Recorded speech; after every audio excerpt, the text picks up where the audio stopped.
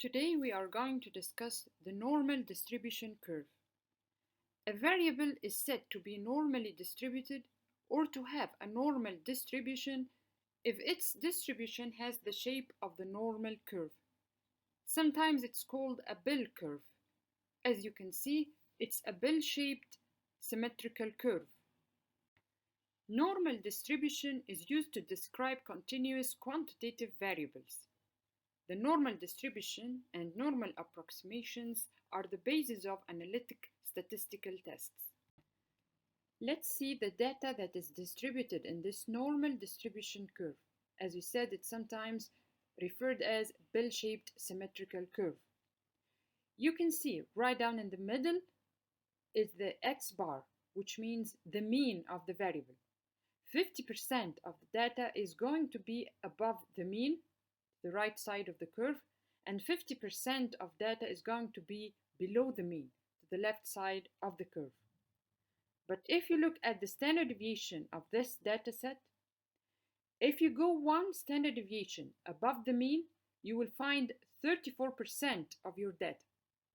And if you go one standard deviation below the mean, you will find 34% of your data. So in the area of plus or minus one standard deviation, you can find 68% of the data.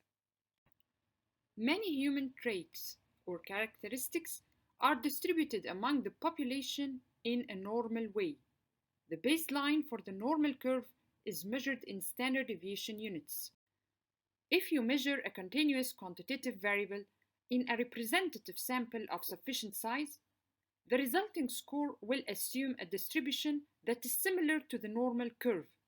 That's to say, most of scores will fall around the mean, and there will be relatively few extreme scores. When you select a sample that is representative to the target population, data of your sample will be normally distributed. It's a miniature version of the distribution of data in the target population.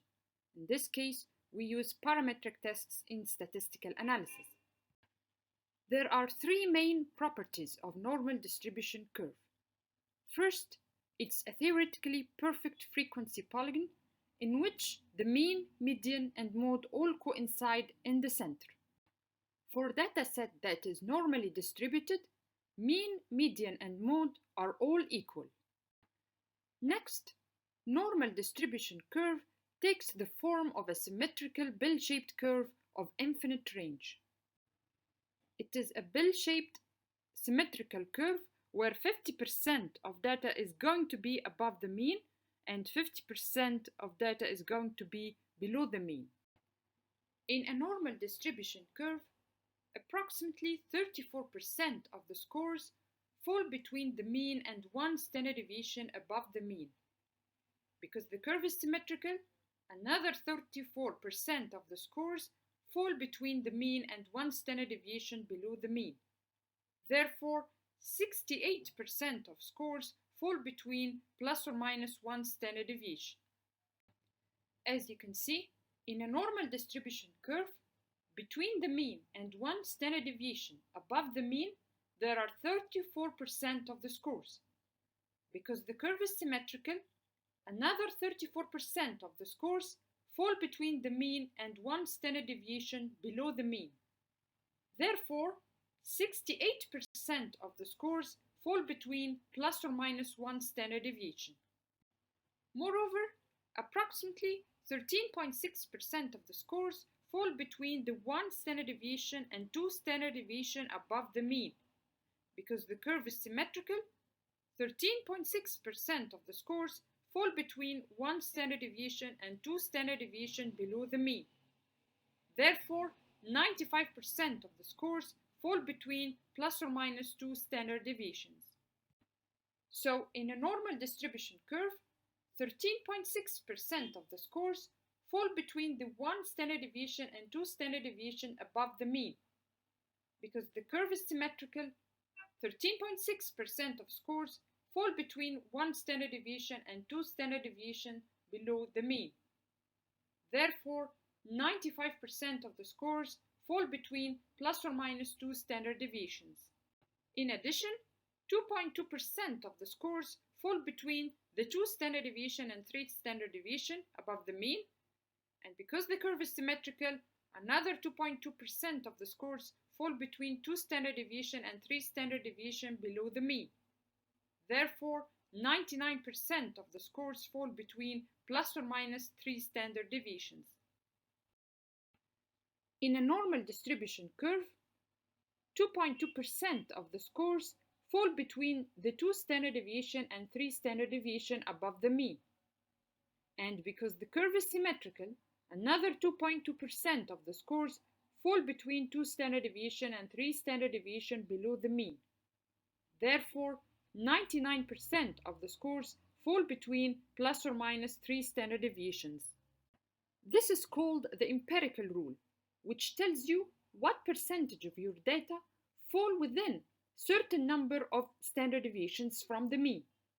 According to the empirical rule, in a normal distribution curve, 68% of the scores fall between plus or minus 1 standard deviation, and 95% of the scores fall between plus or minus 2 standard deviations, and 99% of the scores fall between plus or minus 3 standard deviations.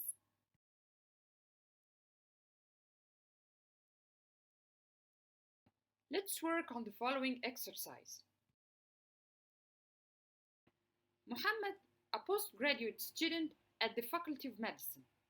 He asked the professor about the distribution of the exam scores after he saw his score of 87 out of 100. Muhammad compared his score with the scores of his colleagues Ahmed 71, Sarah 99, and Faris 39. The professor told him that distribution of test scores was approximately bell-shaped, with a mean score of 75 and a standard deviation of 10. Regarding Muhammad's performance in the examination, and according to his test score, which of the following would be concluded? Most people would have an intuitive grasp of the mean score as being the average student score, and would say that Muhammad did better than average. However, having an intuitive grasp of standard deviation is more challenging. The empirical rule is a helpful tool in explaining standard deviation. In this example, the professor told Muhammad that the mean score was 75 and the standard deviation was 10, and the distribution of scores was normal distribution, because he mentioned that it was a bell-shaped curve. So, by applying the empirical rule, in this example, our interpretation would be 68% of students in this examination scored between 65 and 85, which means the area plus or minus 1 standard deviation, while 95% of students scored between 55 and 95. That's to say, the area plus or minus 2 standard deviations. And 99.7% of students scored between 45 and 105. The area plus or minus 3 standard deviations. The student who scored an 87 would be at more than 1 standard deviation above the mean score. So in our example, according to the empirical rule, 68% of students scored between 65 and 85. That's to say, in the area between plus or minus 1 standard deviation units. While 95% of students scored between 55 and 95. That's to say, the area plus or minus 2 standard deviations. Moreover, 99% of students in our example scored between 45 and 105. That's to say, the area plus or minus 3 standard deviations. So this curve represents the distribution of student scores in our example. So Muhammad's score, which is 87, would be at more than 1 standard deviation above the mean score. In order to know how exactly Muhammad's score is far from the mean score, we should calculate the Z-score. Calculation of z-score will answer the following question. How many standard deviations a particular data point is above or below the mean? The formula of the z-score is xi represents the particular data point. In our example, it represents Muhammad's score, which is 87, minus x bar, which is the mean value of the scores. In our example, it is 75, divided by s, which means the standard deviation. In our example, it's 10. So after calculation of z-score for Muhammad, who received an 87 on the exam, would have a z-score of 1.2, meaning his score was well above average, but not highly unusual. An observation is considered unusual if it has a z-score over 2 or under -2. On the other hand, an observation is considered an extreme observation or outlier if it has a z-score over 3 or under -3. Let's go back to our example. The z-score for Muhammad was 1.2, which means that his score was well above the average.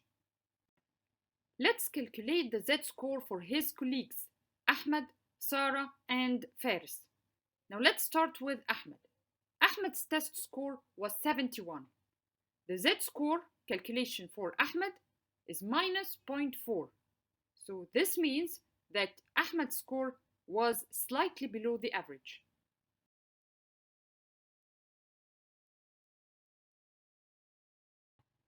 Sarah's score was 99. The z-score for Sarah was plus 2.4, which means that Sarah's score was unusually above the average.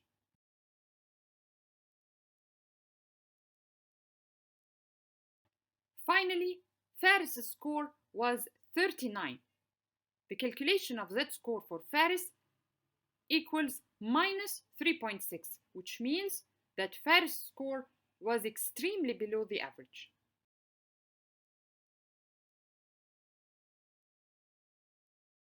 So in our example, after applying the empirical rule and calculation of z-score for Muhammad's test score, we would conclude that Muhammad's test score is well above average.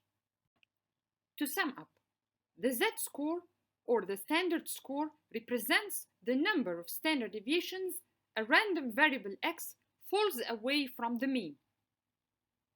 The formula for z-score equals the value of a particular data point minus x bar divided by the standard deviation.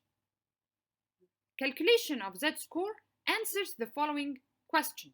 How many standard deviations a particular data point is above or below the mean? A value is considered an ordinary value if it has a z-score within plus or minus 2. On the other hand, an observation is considered unusual value if it has a z-score over 2 or under -2.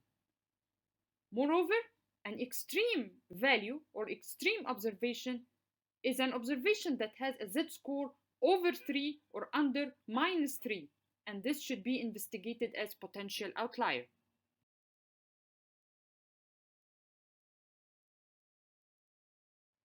All these curves are normally distributed curves.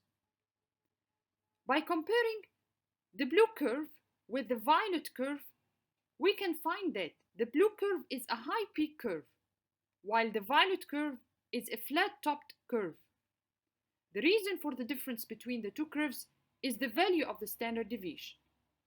The value of the standard deviation in the blue curve, which is high peak curve, is lower than the value of the standard deviation in the flat-topped violet curve, which means that there is greater dispersion of data in the violet curve compared with the dispersion of data in the blue curve. Sometimes your data is not normally distributed, so the shape of the curve is not a bell-shaped symmetrical curve. It is a asymmetrical curve. As you can see, we have two forms of asymmetrical curves. Either negatively skewed curve, that's to say left-hand skew, or positively skewed curve, that's to say right-hand skew.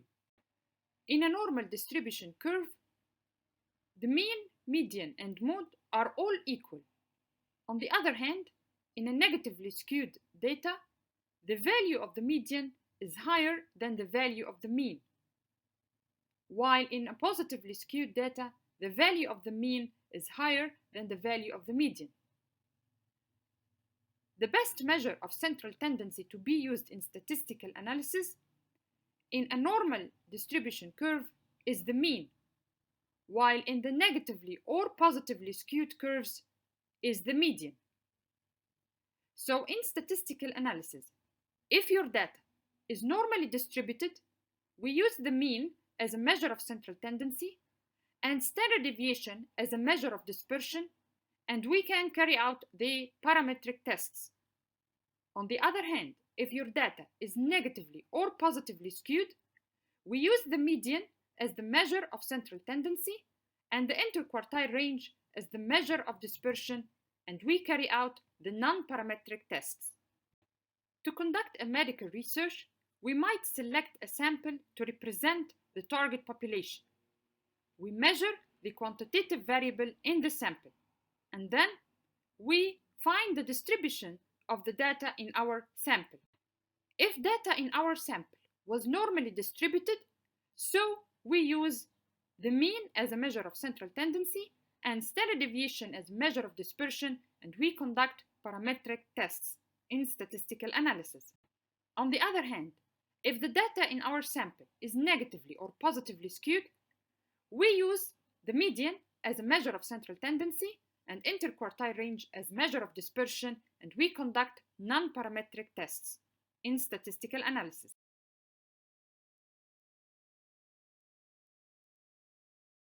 Sometimes we conduct the medical research to compare between two groups. For example, if you would like to compare between two groups of diabetic patients, Group 1, patients with type 1 diabetes, and Group 2, patients with type 2 diabetes, we will measure the blood sugar level and compare the mean blood sugar level between the two groups. If the blood sugar level was normally distributed in both groups, so we conduct parametric tests to compare the mean blood sugar level between the both groups. On the other hand, if the blood sugar level was abnormally distributed in one or two groups, so we conduct the non-parametric tests in statistical analysis.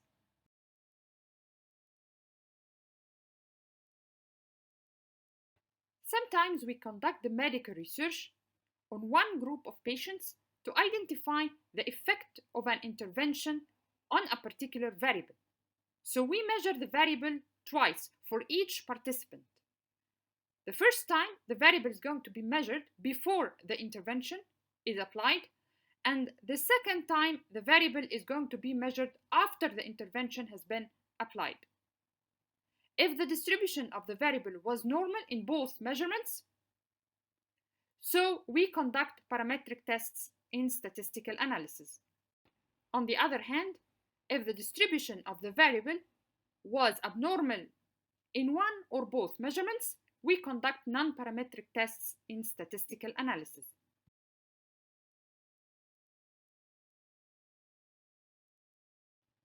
Please answer the following questions. You will find 13 MCQs in the following slides.